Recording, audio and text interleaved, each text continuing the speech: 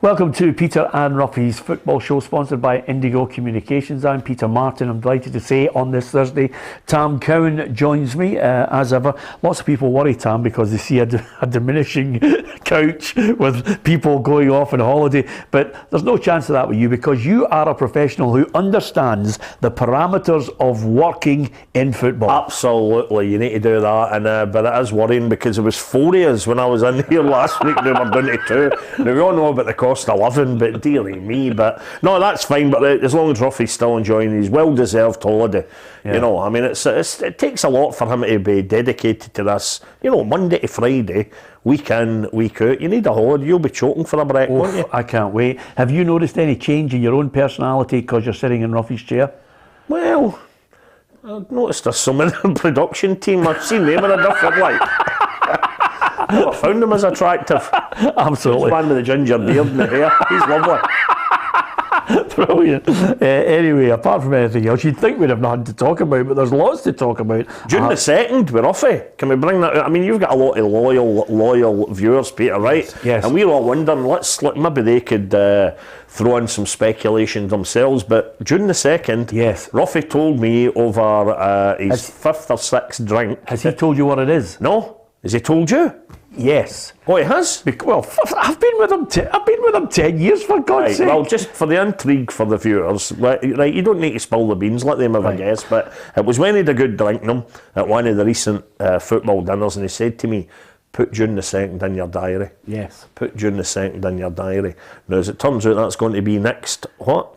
Next, is it Thursday? Thursday. Next Thursday. And I'm actually away. I'm away the night. Oh no, but you'll know. I'll know. You'll know. Right. You know, because there's been a wee bit of friction between Ruffy and I, you know, yes. And as you notice, there's kind of been a breakdown in his professionalism, and you know, so, you know, a lot of people. Alana Ruff be here next season though?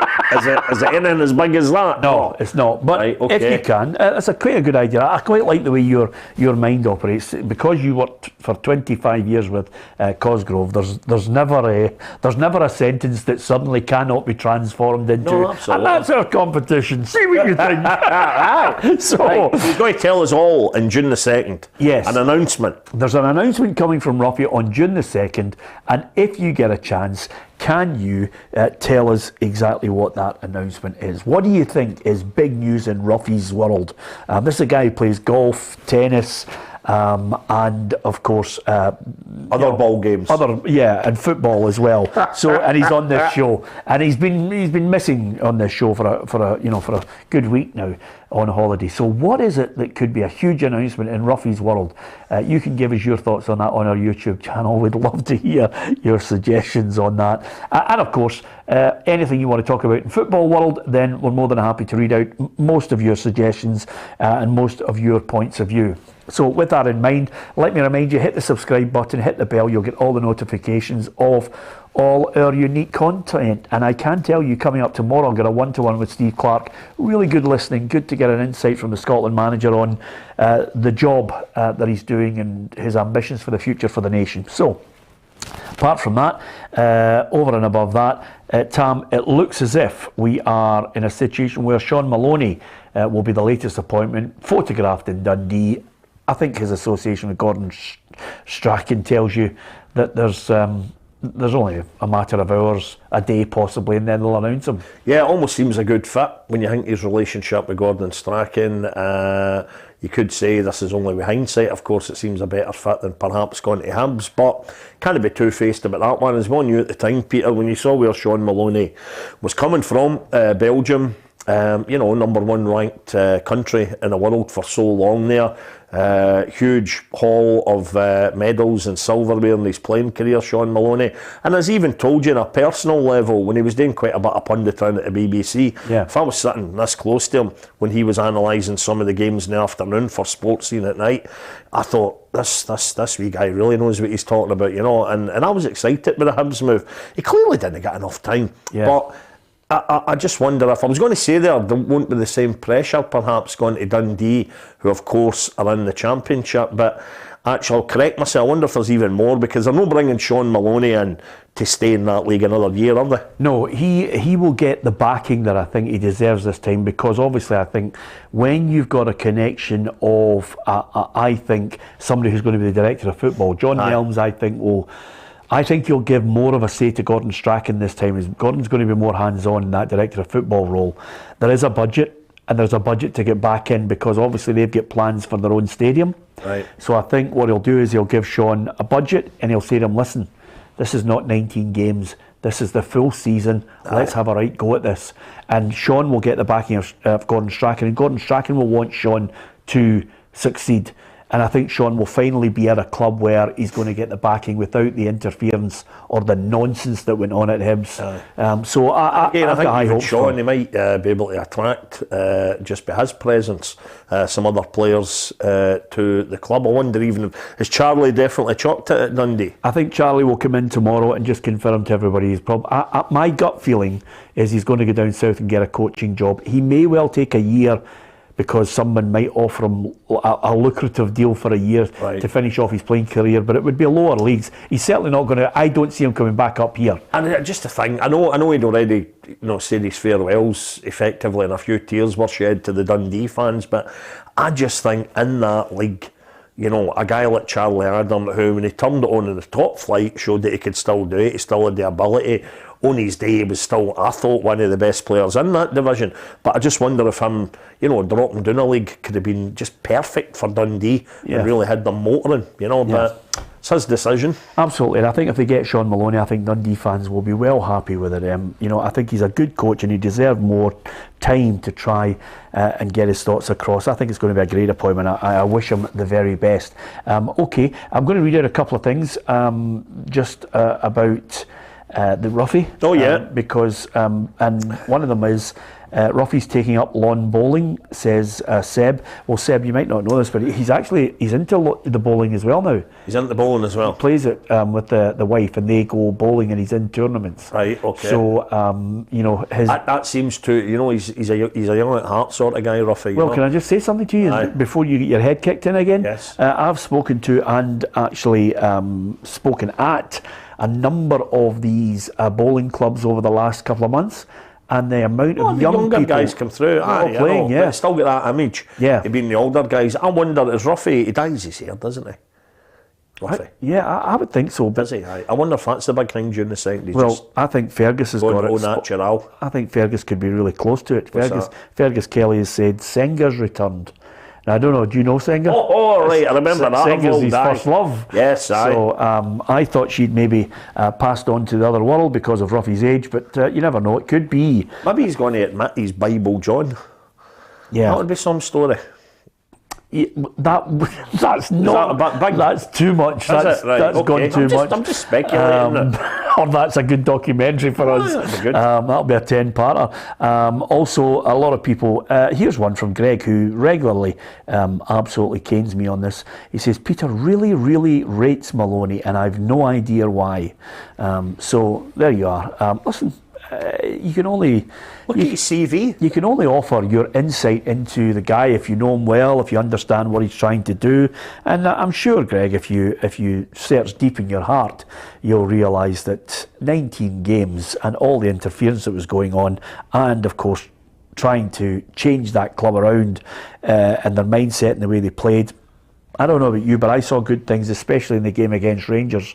I thought he was just slowly but surely. And you know what? I'm quite glad for Shaun Maloney to get straight back in there almost, because that must have been mentally. There must have been scarring there, after the way he was treated, and he does seem he doesn't seem very bolshy, doesn't seem like a loudmouth or anything like that. Seems like a quiet, nice wee guy, and I think that must have hurt. So good to see him straight back in there. And I'll tell you, I'm sure that when the appointment is officially announced, that'll be reflected in the odds with the bookies for that league, guaranteed. Yeah, absolutely.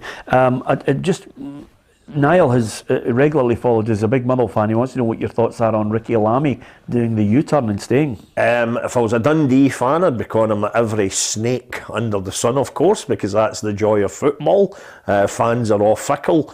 But from what I saw of him, he's almost a cult hero at Fir Park, Peter, and I said that to him on stage at the Player of the Year Awards week before last, because when he scored the late goal at Livingston, it was a sliding doors moment. Yeah. It put Livy in the bottom six. We went in the top six. Before you know it, we've now qualified for the Europa Conference League.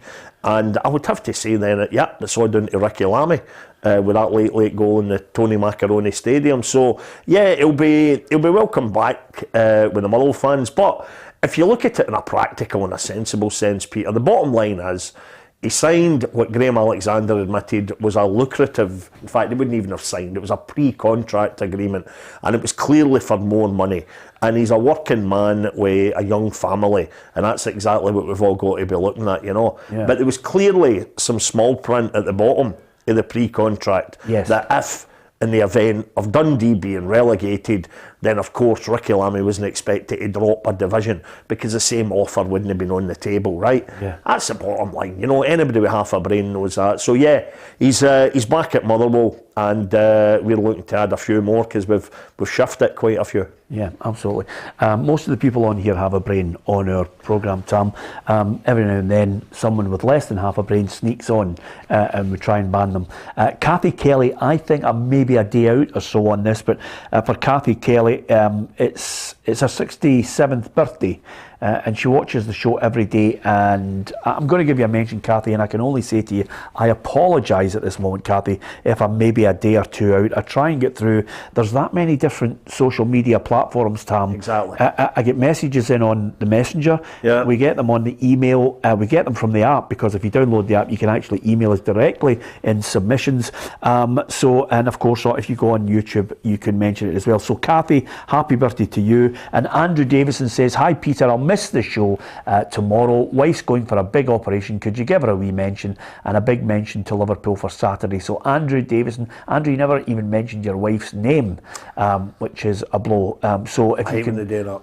Yeah, absolutely. So if you do give me her name, Andrew, we'll give her a mention as well. I remember seeing a guy up in the Fir Park Social Club years ago, Peter. I think it was a Tuesday night, and they were getting singers up, and a guy went up and he waxed lyrical, and it was a guy whose kind of face I knew in there, and I noticed it all night. There'd been a wee bottle of champagne at the table, not him and his wife, and the guy went up before he sang his song, and he said, I'd just like to say this is all tonight for my lovely wife Margaret. Margaret's my one and only love. I was one of those guys. Margaret is my best pal. I married my best pal Margaret, and and I dedicate this song to her. And then the band struck up and they sang Joanna by Scott Walker. And everybody's, what happened there? And I said to the guy, I said, who was that? He said, that's the only song I know, Tom. That's fair, I'm happy with that. Great song. Oh, great Beautiful, song. what a voice. Alfie says, Ruffy's to be the new face of Tennant Super. Oh, roll back the years. And a bit of quality. You know what, that would sell, because obviously nowadays, they can't put on the Tennant's lager lovelies as they were back in the day in the 70s and all that, you know. Yeah. But for a wee bit of, equality, get some guys on the cans and do it retro style. Yeah. You imagine you get the photos of the squad, that great 1978 World Cup squad. Yeah. You know, in their pomp with the shirts, with the perms and put them on the tins of lager. It would be I magic. think that's a good marketing idea. I'll tell you what would be great, by the way, if you could put them... If you put them on the cans, they suddenly become collector's pieces. Absolutely, you know? Absolutely. Which is fantastic. Andrew Davison says, my wife's name is Esther. So Esther, we wish you all the very best. We hope the operation is a success and everything's okay, and you still keep tuning in to the programme. Simple as that. We do that, Tam. That's what's great about this. Also, quite a lot of people sending us nice messages. Blackadder says, nice haircut, Tam. Are you going inside? No, I had literally come, it was at Blackadder. I can tell Blackadder that I'd literally come for the wee Turkish barbers that's near here. Yep. My dream is still to open a Scottish barbers in Istanbul, which I think would be great. You get a board out for all the kids to come in, you get lollipops, a couple of scud books for the dads. I think it would be terrific, and a wee gift on the way out there. You go out all day for the weekend. But so I got that number 2 at the top, number 1 side and back, and a lovely wee shave. And I'm delighted that I don't have a heavy growth, Peter. Yes. And so, frankly, when I come over here to do the show, if I can pop in there, one a week does me tremendous. I have never ever had that type of the shave and everything like and that. you're one of these guys, you'll have to shave every single morning, won't you? Every day. See, nuisance. You can't be bothered with that. No, I can't. Right, okay, fine. So a good plug. A good plug. A bad plug, your wash hand basin though, because if you're doing that every day, all the gunk, Yeah. you think, oh dear, it's filthy. Well, if you put the crystals down at Tam, All right. this is turning. This is turning into the shopping channel, and I just happen to have them here for only $9.99. PLZ crystals. Cleans your bathroom out. Anyway, apart from that, Shaun Maloney's in. What about Scotland? Andy Robertson has really basically urged Scotland to be ready for the battle against Ukraine. And I think the other thing, which I mentioned to Steve Clark in an interview, and Andy's highlighted it as well, the players have to actually detract themselves from the emotion of this whole thing. Yeah, and I think, Peter, I don't know if I flagged it up here a few weeks ago, but I do have the perfect example of that. Heart of Midlothian against Motherwell, January 2008. It was Motherwell's first game back after the death, the tragic death, and indeed the funeral of Phil O'Donnell, and it was a strange fixture. It was a kind of game that nobody really thought they wanted to play. But Mark McGeady, as he had been at Motherwell throughout that period, was absolutely magnificent. And he said, look, we've lost a club legend. We had the most amazing funeral, the who's who of British football, never mind Scottish, who turned up to pay their respects. He says, all the boys, it's really galvanised them. We're going in there, we're going to have a huge support through at Tynecastle in our first game back. And he said, what I want the guys today, when they cross that line, when that first whistle goes, get out there and put in the performance of their lives for Phil. Yeah. And it wasn't far shy of that, because I think, you know, understandably still a bit rattled by everything that had happened. I mean, you imagine what that must have been like to see one of your work colleagues, effectively, that's what they were, teammates, Yeah. to die on the football pitch. Absolutely horrible. What were the players feeling like? You had Phil's nephew, Davy Clarkson, who was playing that day. What it must have been like for that boy, you know. So when they went on at the pitch, though, the reception for the Motherwell fans was absolutely fantastic, and you could tell though that the players were affected within a matter of time. 2-0 down to Hearts, and we thought, understandable really, you know, the players aren't up for this at all, but wow, you know, it's as if dear old Phil was looking down on them, and they came back to 2 each. We could have sneaked it at the end. It had been one of the most amazing games ever. Yeah, we won the replay, and that was that. But the players, the fans, and the manager all took the right approach, and I think what this is all about on Wednesday night against Ukraine. Every day, the world over knows exactly what's happening in that country. Everybody knows that in this country, if it wasn't Scotland that were playing Ukraine, we'd be cheering for whoever it was. But it is us. So we'll get into it with the right spirit. We will pay our due respects to all things Ukraine, and then again, when the referee blows at 7:45, let's get tore in. It's a game of football. Yeah, I'm really looking forward to it, actually. Obviously, Wales could be a different conundrum completely, but we'll cross that bridge when we come to it, hopefully. Of course, the other thing that you can tell now is there is a real shift, Tam, in the players that want to play for Scotland. Andy Robertson will play in a Champions League final on Saturday night. Yep. And then, boom, he's in there. He wants to lead Scotland to the World Cup. Absolutely. It seems now like yesteryear when you heard some of these dodgy things, you know, players pulling out of the squad with dandruff and things like that, you know, and you just knew that whoever pulled out a Scotland squad midweek would be playing for their team at the weekend, you know, and there was a few rascals that tried that trick. But, you know, whereas once upon a time it was always Darren Fletcher who we held up godlike status, because he was the guy that even when he wasn't guaranteed a game, he sometimes even personally flew himself into countries after a Man United game or whatever, even paid for his own ticket sometime, I'm sure, to make sure that he was there for his country in the off chance that they needed him. And it's, you know, it seems like so long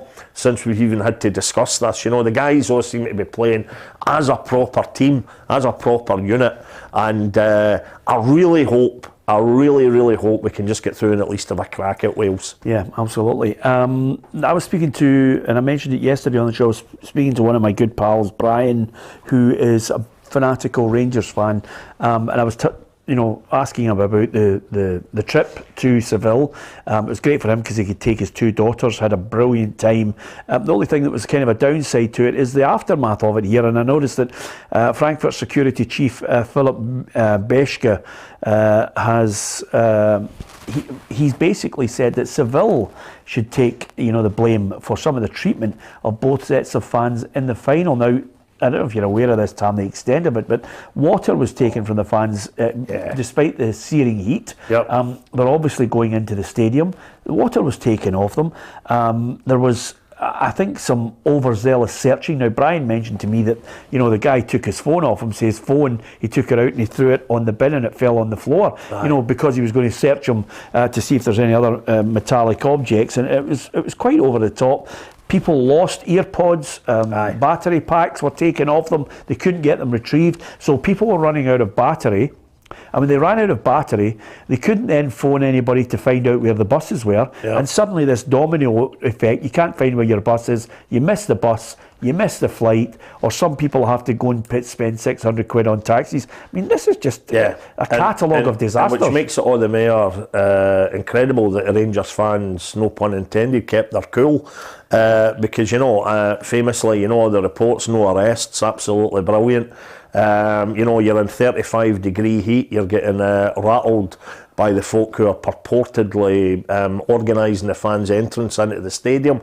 But yeah, we had another big Rangers fan, Kat Shearer, former BBC newsreader. Yeah. Is she a Rangers fan? She's a big Rangers fan. Well, she was at the BBC. I didn't know that. No, she was Shots Bonnecord when she was at the BBC. We still laugh about it every time I see Kat. Is that a trait? You must be the only man, along with Cosgrove, who just said, well, we're declaring ourselves as Motherwell and St Johnstone because we're not going to get any flack. You know what? Wait a minute, I take that back. I'm being slightly over the top here. You and Cosgrove, and also the 35 broadcasters who declared themselves Aberdeen fans. So they would be Liam McLeod, Richard Gordon, Molly Miller, club legend, Rob McLean. I think Rob was always mere Keith. I think was he no? No, you kidding me? Oh, well. Did he work for Keith TV? But no.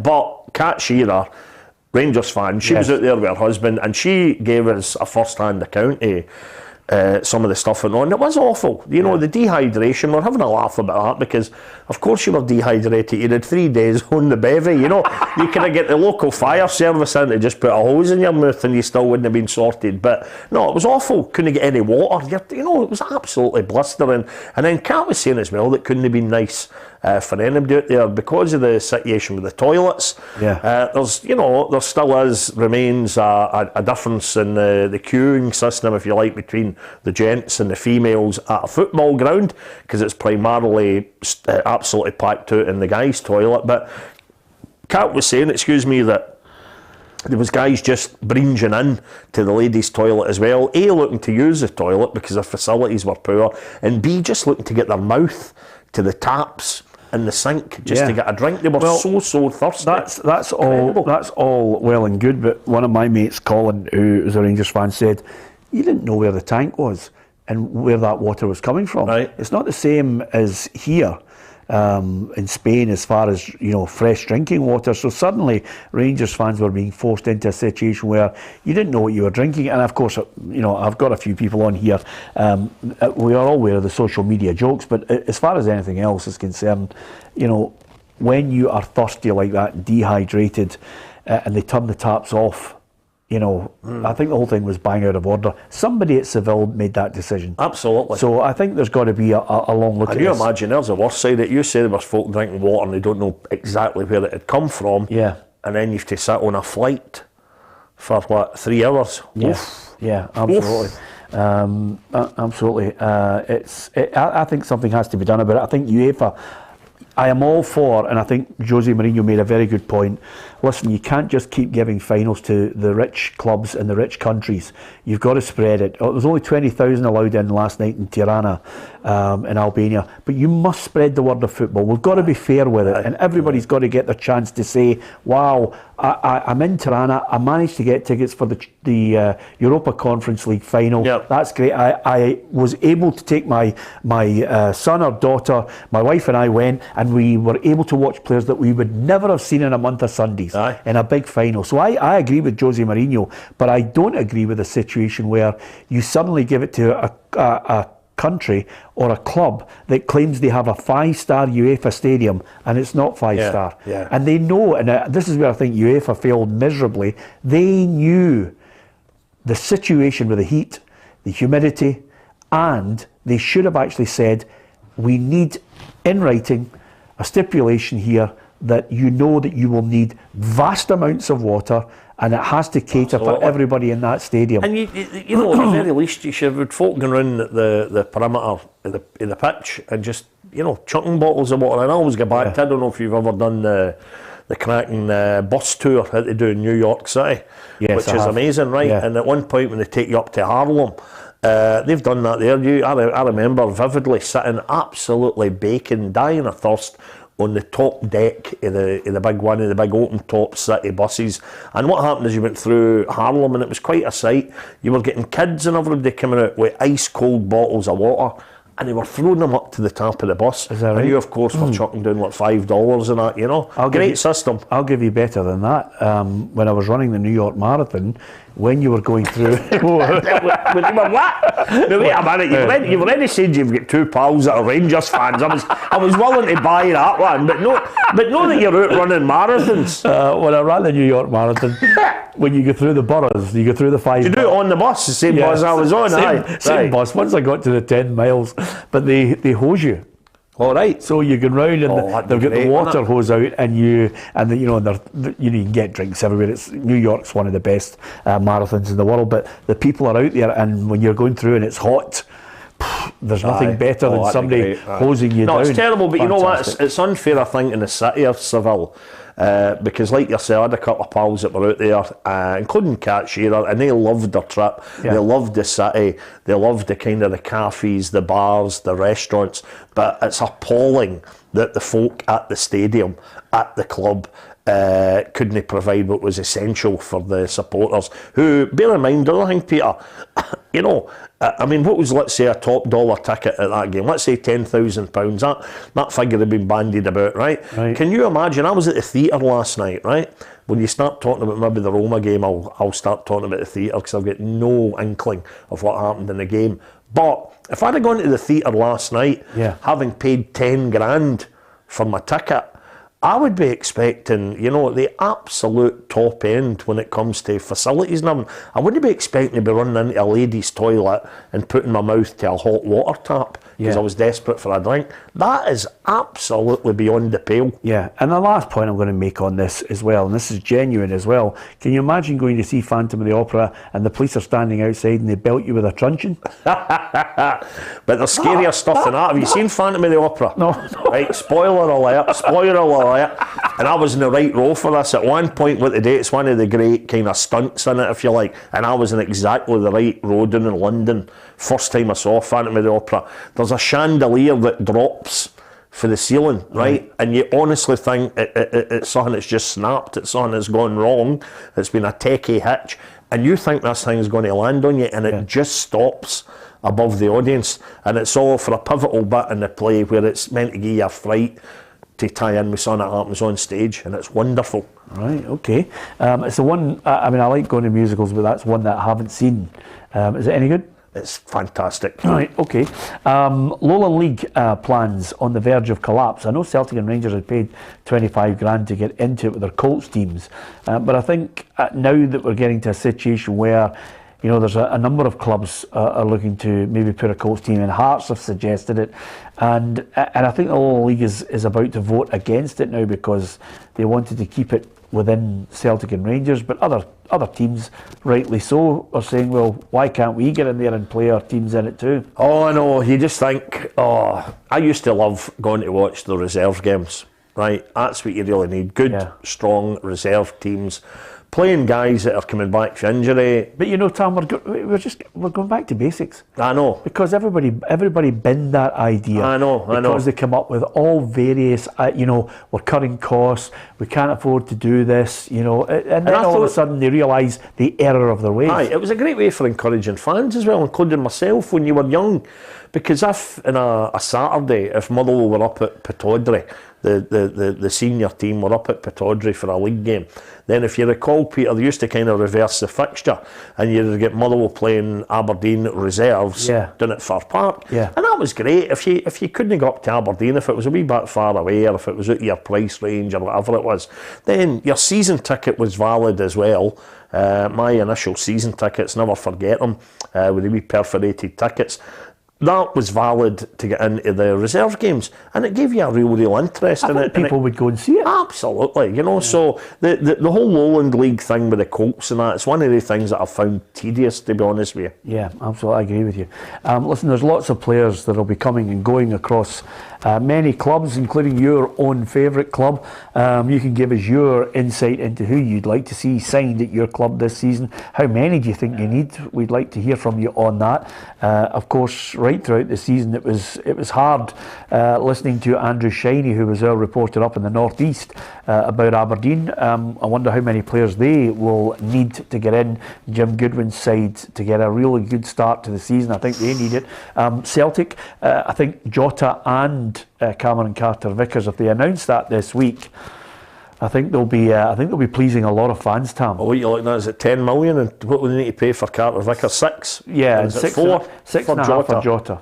Right, is it? Half That's a lot of money, but you know, if I was a Celtic fan, I'd be saying, you know, we've been crowing down through recent years about how much Champions League money we've tucked away, and certainly how much we've tucked away in relation to our great rivals. So there comes a point where if they're serious, I mean, does Celtic really just want to get into Europe again and end up doing the third tier and playing the Europa Conference League with the best will in the world after a very, very mundane season? That's where Motherwell have ended up, you know. Yeah. Celtic have surely got to have greater aspiration. Well, I'll tell you one thing that's good, Tam, because I wasn't a fan of the Europa League, and I've been caned on here for it on a regular occurrence over the last couple of years. And the reason why I wasn't a fan of the Europa League was because, quite simply, I'd been fed on a diet of Rangers and Celtic in the Champions League, and you consider them to be there. The other thing that really irked me about the standard of Scottish football, which is getting better, but you know, the difference between my perception of Scottish football and some fans is well wide of the mark, and I couldn't tolerate the fact that if we're going to get better, if we're going to invest in youth and get some of our more and more young players into the teams and playing well and technically gifted players, we have to have an Aberdeen, a Hibs, a Hearts, a Motherwell, a Dundee United in the group stages of a competition, not getting cuffed out in qualifiers. You need them in there, and this trickle down of money now means that Hearts will get, I think, somewhere in the region of £3 million, which is really good money, decent. Over and above the fact that the Hearts fans really do dig in deep and give money to the club regularly. You know that with Motherwell, and suddenly you get another little handout from Rangers and Celtic when they make the group stages of Champions League. So there's this money coming down, and if you've got a good, sensible board who looks and says, okay, now we'll increase the standard of player we're bringing in again. We're not going to be stupid and start signing the Jed Brannans and the Andy Gorhams and all these on the what I call kamikaze signings that your mob made. Yeah, I mean, the kamikaze, you're right, and kamikaze signings ultimately because we didn't get the results in the park. Yes. You know, and there was some crazy money being dished out. John Spencer, you know, as you mentioned, Andy Gorham, Don Goodwin, Jed Brannan, and then also wee John Boyle, you know, trying everything that he could. Yeah. A fiver to get in, every child free with an adult, da-da-da-da-da, you know. Tried everything, and a lot of that stuff could have worked if we had get results in the park, but that ultimately is crucial. As everybody keeps saying, results are everything in football. Wouldn't it be great for you? I mean, I know you love going to see Motherwell in European football. Wouldn't it be great if you were in a group stage where you knew you were guaranteed the three trips or whatever, 3 or 4 trips? It would be amazing, because as it stands now, and we're very, very practical, looking at the decent run of European excursions we go under, you know, primarily Stuart McCall and Craig Brown when they were managers. You never looked too far beyond the first tie. I'll be brutally honest, you know, and we didn't exactly score many goals in those games. What's your best trip? The best trip was probably just because it was such a... Well, we went to play Levante. Remember Motherwell playing Levante, and that was Valencia. So Valencia was a beautiful city. The weather was nice. It was great. And to back up what I'm saying about the results, because the football was almost secondary. Yeah. We kind of felt we weren't going to progress. And what was happening a lot of the time was we get the odd pumping as well, of course. But you would go to somewhere like Odense, for example, in Denmark. Another fantastic trip. You would go to lovely countries like Iceland, where you would never ordinarily be. I had no plans to go on holiday to Iceland. Did you go to Dortmund? They were great. Not in Dortmund when we played them back in the mid-90s. Yeah. With Alec McLeish as our manager. I was dispatched to the Fir Park Social Club in Motherwell to write a colour piece, as they call it. I was just about to say that. All the fans that were, I was with Evening Times at the time, and I did a piece, and they brought a photographer along, a piece about all the folk, the stay-at-home fans, if you like, who couldn't get out there kind of midweek, But then, of course, I went to the bizarre return leg when Fir Park was like a building site. The game kicked off. I'd need to check this up. It was something bizarre, like 3 p.m. on a Wednesday, and that's because we didn't have the floodlight stuff, but primarily German telly. And of course that was at the same time. It would been a very, very lucrative time for Motherwell, because we also sold the aforementioned, the late great Phil O'Donnell to Celtic. So we got 1.75 million from Celtic for Phil. All in a winner as well. I remember Motherwell playing hardball with wee Fergus. He was thinking he was at Menage or something. Yeah. You know what I mean? I think he'd pay this up over 52 weeks. But we got all the money. We get the Borussia Dortmund money, the gate money, the money for UEFA, the money for the telly. It was a terrific time. Yeah, absolutely. I'll tell you one man I'd love to see back in Scottish football, and if Hibs can pull this off and get Aiden McGeady back, he's an entertainer. Absolutely. What age is he now? Yeah, we're about 36, I think. Right, well, great. Aye, bring him back. If he's fit, bring him back. Let him entertain the fans, because we still remember some of his great wee flicks and tricks and all the rest of it. And again, Aiden McGeady, dare I mention him in the same breath as Davy Cooper, but I think if Aiden McGeady went to Hibs, wouldn't it be the same kind of pressure on him that he'd have, but somehow he'd get back to Celtic and they're still looking for the old Aiden McGeady. But I think he could turn it on at Hibs the same way that Cooper did at Motherwell when there wasn't the pressure to win leagues and stuff, Yeah, I think you're right. I'm delighted for my old mucker Neil Lennon, who led Omonia and Nicosia to the Cup final glory. They managed to beat Aknas, and this is despite going down to 10 men, 5 minutes into the game, took it all the way to penalty kicks. Lenny at his absolute best gets sent off for a usual gesticulating at the side of the park. He never loses that wee bit of fight, but nevertheless, I'll tell you this. This guarantees them a place in the Europa League playoff round next season. They've won the cup, and I think great times for him, and good to see that he's a good coach. All the things that you could possibly think of in a disastrous season all came together, and he really, I think, was the fall guy for it, for a number of things that were out with his control. But brilliant, great to see him win a cup. Yeah, and again for Neil Lennon getting into Europe with the Cypriot team, nowhere near the same pressure, the same angst, the same worry as he'd had getting into European football with Celtic, when the expectation levels were obviously much, much higher. But I must admit, though, I was surprised he'd mellowed quite a bit in recent years, and I was quite shocked to see that footage of him doing his absolute dinger at the match officials. Don't get me wrong, it was brilliant viewing, I would sooner watch that than a demure manager just standing with his hands in his pockets in the touchline, but I was surprised. Yeah, Jerry Gillespie's just sent a wee message on YouTube here, and it's interesting because we were talking about going to reserve football and games where lots of fans would go and see players. Jerry says, I used to go and watch Celtic Reserves team in 1969, which included, wait for this list, Danny McGrain, George Connolly, Kenny Dalglish, Paul Wilson, Lou Macari, Jimmy Quinn and Vic Davidson. Remember Vic Davidson? Yep, absolutely. Motherwell as well. I think he became a postman and it was in the USA. Is that right? He emigrated. Paul Wilson was at Motherwell as well. Paul Wilson was a great player. There we go. But there's the thing that backs me up. And even when I was a kid getting up to watch a Motherwell Reserves, you would. It was a joy when you would see some kind of first team guys who had maybe been on the fringes, had maybe been off form, or maybe coming back for injury, and you were suddenly able to go and see them, whether it was a Saturday afternoon or, as they used to play a lot of the reserve games on a Thursday night. And it was great, and it helped you, Peter, as well, get the bug for going to a stadium, for going to watch a team, and it made sure that you always wanted to keep up your season ticket. Yeah. You treasured that wee book, and you thought, not only does it get me into the home games for the big team, Yep. I can come up here as well and watch the reserves. It was great. I'm going to say something to you. I noticed this morning on social media and brought a smile to my face because he's one of those players. I like that kind of a Tanner Boss style player. I spotted David Templeton had signed for Drumchapel United. Brilliant. They've got a bit of Kerching. Well, not only that, but he's 33. Great. And he's one of those guys that David, I thought, had great close control. His dad, I played against his dad. Henry. And he was a skillful player. He's still highly thought of down at Ayr United. Yeah. But a club legend in there. Of course, there was some big hairy-arsed centre-halves that will come up against who will be rubbing their hands red raw at the prospect of playing this guy who's got a bit of a profile, and it'll be, well, he's not going to take the mickey out of me, but no, I think that was great, and it just shows you the love these guys have got for the game. They want to keep playing, that's the bottom line. Absolutely. I love watching David play football. He was at Rangers as well as Hearts.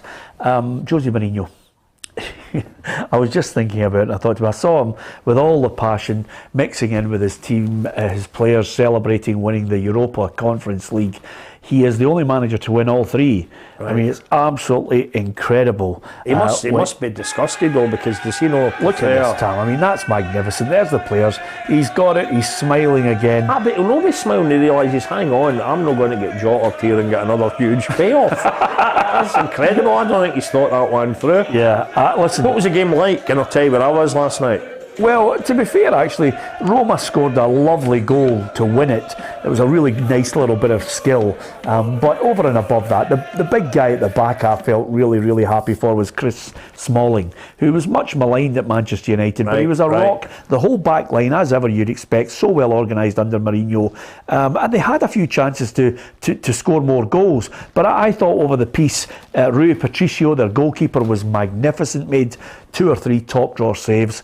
And in the end, they won it. I'm delighted for Mourinho, because even at Manchester United, he wasn't really the blueprint of what United think they're about, but he still won the Europa League with them. Well, I'd need to say though, in terms of do you like him? Entertainment, no, I'd have to say that looked a poor second to Mamma Mia last night at the King's Theatre in Glasgow. Was it just? Can I ask you this? And I don't want to digress, because I like what we're talking about. But were you there? Was there a group of lovies who just all get free tickets? No, last night was press night, but actually the only people that I noticed who were there under the auspices of press night were myself, Katrina Harvey was there, Jennifer Rioch, Jennifer, formerly of or still with STV, and that was about it. Is that right? That was it. But it was absolutely brilliant. It was top class entertainment. We keep talking about, I know Bobby Williamson came out with the line years ago, if you want to be entertained, he said to some critical Hibs fans, go to the pictures, and everybody was saying, there's nothing to beat a top class football match, right? When it gives you excitement, joy, that adrenaline rush, and it is the best sport in the world, bar none. Scottish football is, but when you go to see a show like that last night, very comfortable seat, superb talent on stage, guaranteed to put in a top-notch performance. You don't need to worry about, is this going to be good, or is it going to be rotten tonight, And water. It's always, and water, and a glass of Malbec for £9.30, but we'll let that go now, seeing as it was a free ticket night. But yeah, it was a fantastic evening, great entertainment, brilliant. You can't beat the ABBA soundtrack, you know what I mean? Wonderful stuff. And it's on until June the 11th. Wait. I would urge you to go if you've never seen it. There's no point in me going. Why? Because I've seen it twice, and I'm now going down to London to see the ABBA avatars. Or the hologram stuff, right? Because my daughter's absolutely going to love it. Right. Anyway, apart from anything else, I'm delighted that Mourinho has said he's going to try and build something special at Roma, and that tells you that he's happy with what he's got there. So this is what he had to say with regards to it all. This was not work tonight. This was history. We had to write history. We wrote it. The Conference League is a competition that we had the sensation from the start that we could win it, but it got stronger as the competition went on and the Europa League teams came in as well.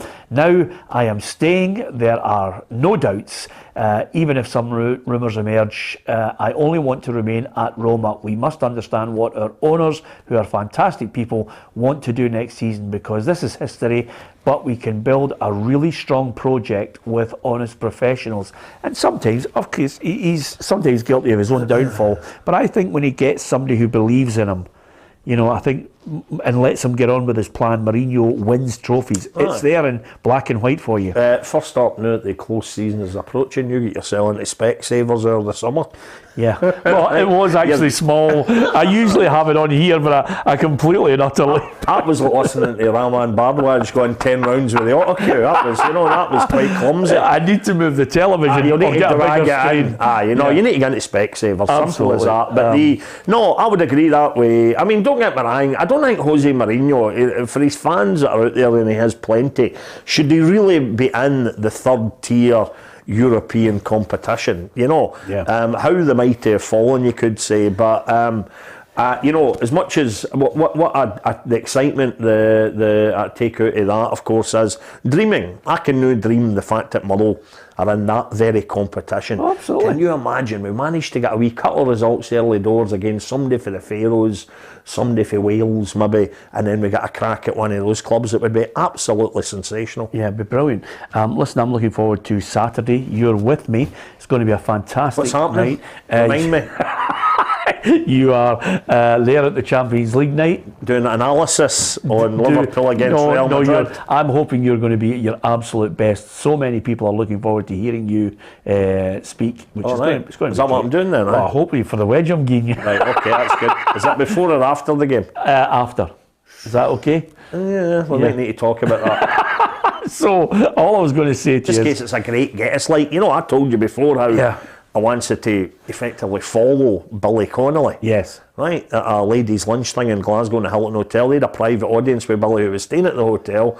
They were in raptures, and then they went into the lunch, and it was, ladies and gentlemen, please welcome Tam Cowan. Yeah. Right. So I'm wondering if this ends up being, I need to then hope, if I'm on after the game, yes, this is a terrible thing to say, but I need to hope the game is mince, so that I can then... Well, can I tell you something? I know add a bit of entertainment. No, is it going to be great? No, do you want me to tell you something? Yeah. I know everybody in the audience. Oh, do you? So it's going to be good. Absolutely fantastic. Good, that's good. I'm looking forward to it. So the other thing about it as well is... That sellout?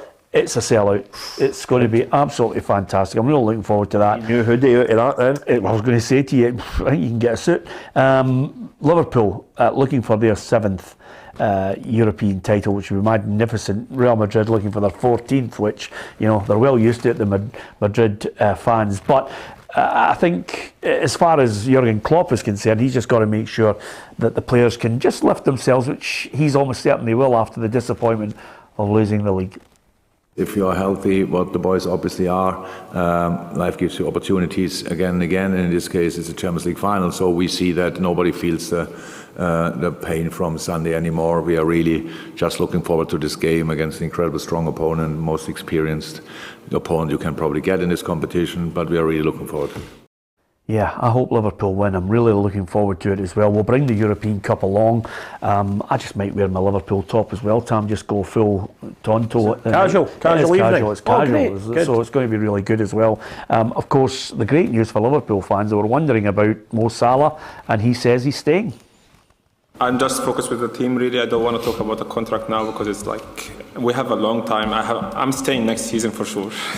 That's clear. I'm staying next season, so... let's see after that. You never usually give us your prediction, but are you going to go for Liverpool? I have, we've all kind of got a soft spot for Liverpool, even if it is via Andy Robertson, of course. Yeah. Do you think, you know a lot more about it than me, the losing the league, and it was topsy-turvy, it was quite a finale, will that take anything away from Liverpool's performance, or will that make them even better? Liverpool will go in there gung-ho. I think they've got more than enough quality to win it. Losing the league's fine. You know, if they get a treble out of it, it's still a fantastic season. And I think if you were to offer Pep Guardiola the league or the Champions League, he'd rather be in Jurgen Klopp's position now. So I think it's going to be great. Listen, on this day, just before we finish, on this day, May 26th, 1999, something unbelievable happened, and I can still remember where I was watching this in my brother's house. I watched a group of players crying and another group in a 60-second period just filled with delight at the most incredible game I've ever witnessed in a long time. It must have been the finale of the league season, was it? No, it was a Champions League final, 1999, the 26th of May. Right. 1999, does it ring any bells with you? No. Was it the late Man United show? Yes. There we go. 1998, sorry. And who missed the 2 late goals? See if you remember, I told you this before. It's a great quiz question. Because he had walked out? Bobby Charlton and George Best, arguably 2 of the most famous Man United players ever, because they were VIPs, of course. Yes. When it was still 1-0 and Man United were looking like toast, they quite rightly thought, right, so they don't get mobbed and all the rest of it with our fans, we better whisk Sir Bobby and George out early, and he got them out into some lounge or whatever, and they missed the 2 winning goals. Absolutely incredible. I watched that. You're right, that is a wee JFK moment. I watched that. Hey, 3rd mention for it today, which is incredible. Yeah. I watched that in the Fir Park Social Club with my pals. What a finale to a game. Right up there with Lukas Jutkiewicz. Yeah. And his equaliser on the 6 each. Yeah, absolutely, which I was also present at as well. Absolutely fantastic. Listen, I've enjoyed our natter. Prediction for Liverpool to win 3-2. Oh, I would. Right, I'll side you with that. 3-2. Just out of curiosity, if it finishes 3-2, are you going on or are you going to win a half? Oh, I'm going on. I'll sing, I'll dance, I'll do everything. Don't you worry. Is that a good audience? Aye. Honestly, I am telling you right now, this is an audience on Saturday night, Tam, where there's no cancel culture, there's no woke. What other things have we got? These are everybody in for a laugh. Great. Good sense Looking of humour. forward to it. Can't wait. I love the fact you. That's what I love. Your professionalism knows no bounds. Brilliant. Anyway, if you're going somewhere to watch the Champions League, I do hope you enjoy it. We're certainly going to enjoy it. Tomorrow we released the 1-to-1 with Steve Clark, the Scotland manager, so I hope you enjoyed the chat I had with him.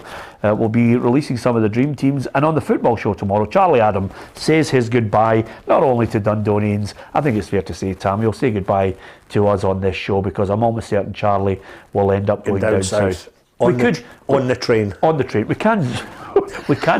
We can zoom him. Oh no, that's COVID. That's horrible. By the way, you mentioned some of the things, but there's been some right good noise ups this year.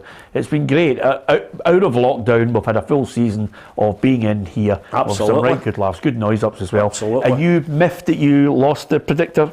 No, but what I'm doing now, we like keeping the viewers in the loop. We were trying to get it arranged. The day I had bandied a bit for the pundits to join me for a free feed and a glass of wine, turns out to be the same night that hopefully we are playing Wales. So what I'm going to do, it makes perfect sense. I'll say it here on record. I'll make it a pre-season bonanza.